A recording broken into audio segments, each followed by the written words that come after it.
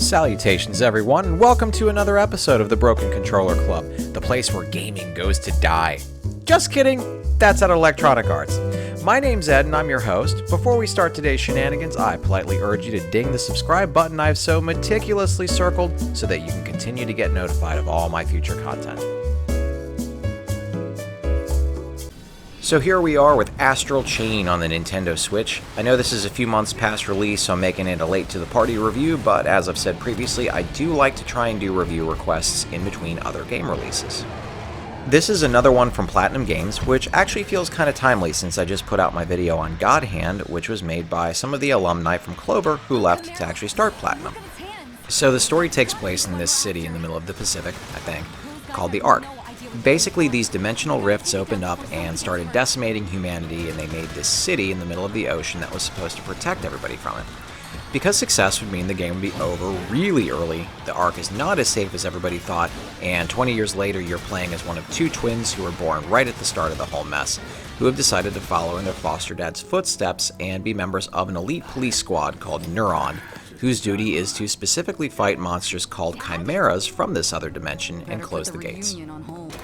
How do they do this, you ask? Why, in the most conventional way possible, by using monsters chained to them called legions, whom, if unchained, can and will try to kill everybody in the room, and also with a big fancy nightstick called an X-Baton that turns into a gun, a club, and a big freaking sword.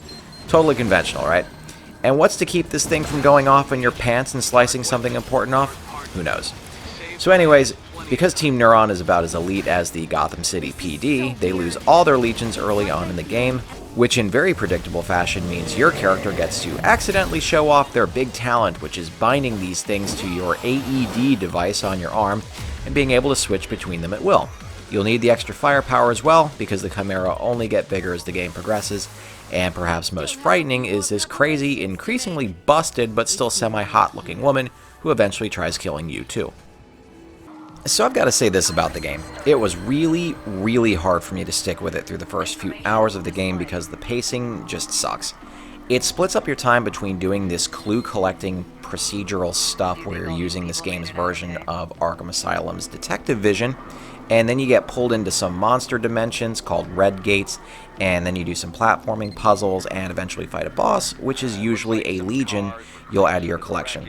Also, at several points in the beginning, it forces you to do a ton of tutorials. I don't think I've mentioned this yet, but I hate tutorials. I'll take the game manual over tutorials any day. Anyways, something magical happens a little less than halfway through the story.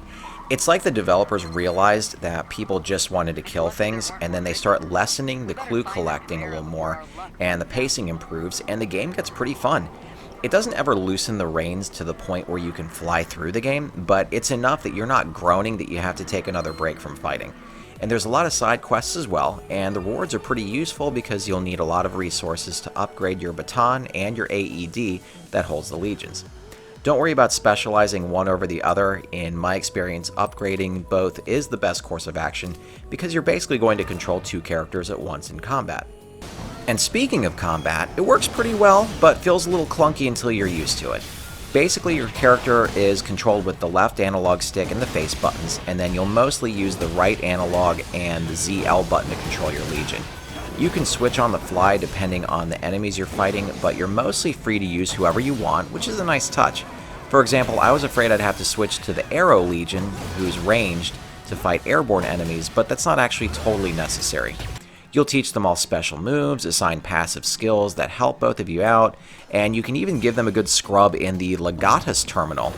Performing maintenance gets those dirty and crusty crystals off of them, and they're about as happy about it as when you attempt to give an actual cat a bath. That is to say that they hate it and occasionally swipe at you.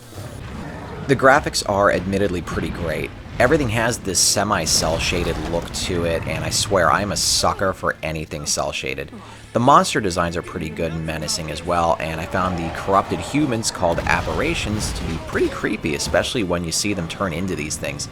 Later on in the game, the bosses get predictably huge, though I felt a little like they reused boss designs from Bayonetta, which I guess I shouldn't be surprised by since Platinum made this. Borrowed or not, it's a slick-looking game though. As a side note, it sounds good too. The music is fine enough and does the job, but the voice acting is actually pretty good. The music gets appropriately epic when you're fighting the big bosses towards the end, and none of the dialogue was groan-worthy when I played through it. So if you want an action game that's a little different from the usual, then I think Astral Chain is a good pick. Just keep in mind that you have to trudge through the first quarter to third of the game to get to the more fun parts, but as far as I'm concerned, it's worth it. Platinum has a reputation for making great action games, and this is another one that's a worthy addition of theirs, whether you're familiar with them or not. And if you're not familiar with them, then drop everything you're doing, play Bayonetta 1 and 2, then play Vanquish, then play Nier Automata if you have a PS4 or Xbox One, then come back and play this. And that's all I have for today, dear viewers. Until next time. Do you like what you see? Or did you lose a bet and have to subscribe to your most hated channel on YouTube? Do you feel sorry for me? Be sure to ding that sexy subscribe button before changing channels, as I have no shame and will take whatever I can get. Thanks again for watching.